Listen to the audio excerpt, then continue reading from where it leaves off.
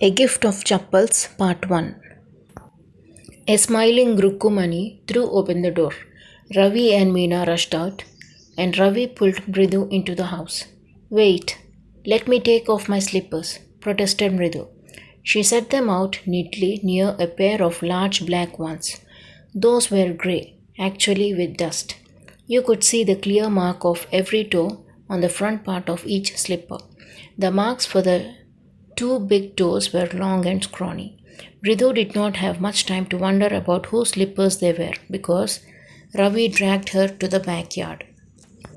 Behind a thick bitter berry bush, there, inside a torn football lined with sacking and filled with sand, lay a very small kitten lapping up milk from a coconut half shell. We found him outside the gate this morning. He was mewing and mewing. Poor thing, said Meena.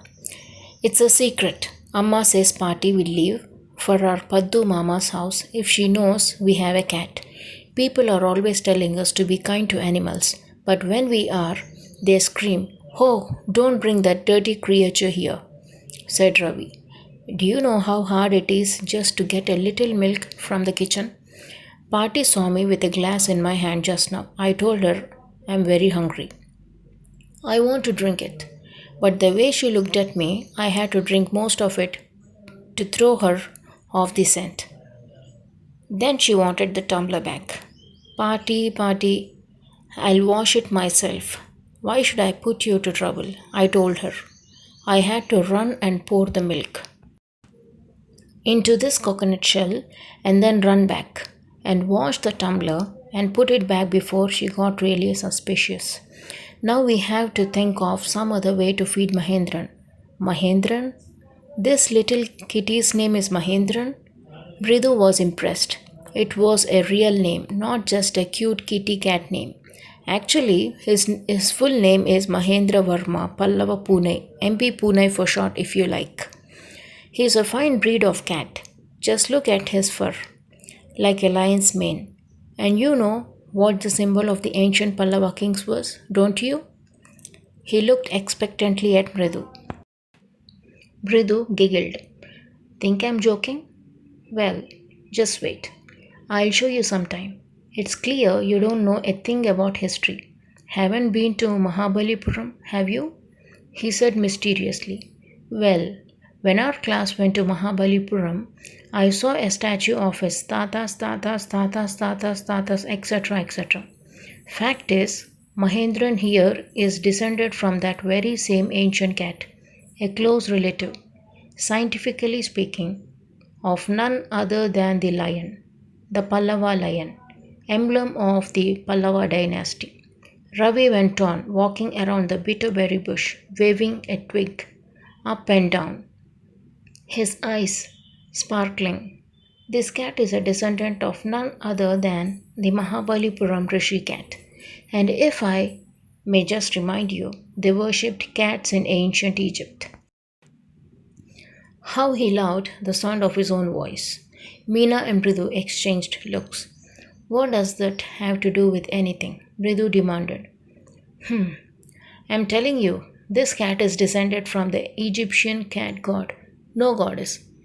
Bastet. Yeah, that's it. So, well, one of the descendants of that cat goddess was a stowaway of one of the Pallava ships, and his descendant was the Mahabalipuram Rishi cat, whose descendant is Ravi flourished his twig at Mahendran. MP Pune here. Whoop, eek, he shrieked, very pleased with himself.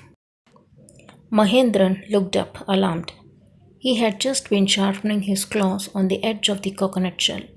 But worse than Ravi's awful whoop eek was a screech from the window. What a weird sound. If Bridu was startled, MP Pune was frightened out of his wits, hair standing on end. He bounced up and scurried towards a bamboo tree of red chilies that had been set out to dry. Trying to hide beneath it, he tipped a few chilies over himself. Meow! He howled miserably. The screeching went on and on. What's that noise? Said Mridu. That's Lully learning to play the violin, grunted Ravi. She'll never learn a thing. The music master just goes on playing like a train, whizzing on and on, while Lully's all the time derailing, going completely off track. In the first part of the lesson, we understand that Bridu is a young girl living with her grandmother and grandfather in Chennai. And Bridu goes along with her grandmother to her aunt Rukumani's place one afternoon. There, she meets her cousins Lalli, Ravi, and Meena. Everyone at Rukumani's house was glad to see Bridu. There was a thick bitterberry bush in their backyard. Ravi took her there. There was small little kitten inside a torn football. The small creature was busy drinking milk that was kept inside a half shell of a coconut. Meena said Mridu that they have found the kitten outside their house in the morning, but they must keep it as a secret. Otherwise, grandmother will leave their house immediately. Ravi was upset that they were being taught to be kind towards animals, but when he was trying to do so, elders were screaming at them, calling the kitten a dirty creature. His grandmother was suspicious when he was bringing milk for the kitten from the kitchen. He had to drink more than half of the milk to make her believe that it was for himself. He also told Mridu that they have named the kitten as Mahendran. Mridu loved the name because it sounded like a real name, unlike those cute ones you keep for the kittens. Ravi further added that its complete name was Mahendra Varma Pallava Pune and MP Pune in short. He said that he could make it from its fur, that it was a fine breed cat, a close relative of lion family, like the one that Pallava kings used in their emblem. To this, Mridu giggled, which instigated Ravi to prove his knowledge about the history. On his school trip to Mahabalipuram, he had seen a statue of a lion. He firmly believes that it was the ancestor of that kitten. He proudly announced that this small kitten is the descendant of Mahabalipuram's Rishi cat. He reminded Mridu of cats being worshipped in ancient Egypt. He believed it to be a descendant of cat goddess Bastet. Ravi was busy in making all proud announcements about his kitten when a weird sound screech came from the window. Bridu was shocked while Mahindran was frightened. It jumped with fear on a tray of red chilies kept under the sun for drying. With a screeching noise continuing on the backyard, Bridu inquired what it was. Ravi said that it was Lalli learning to play the violin.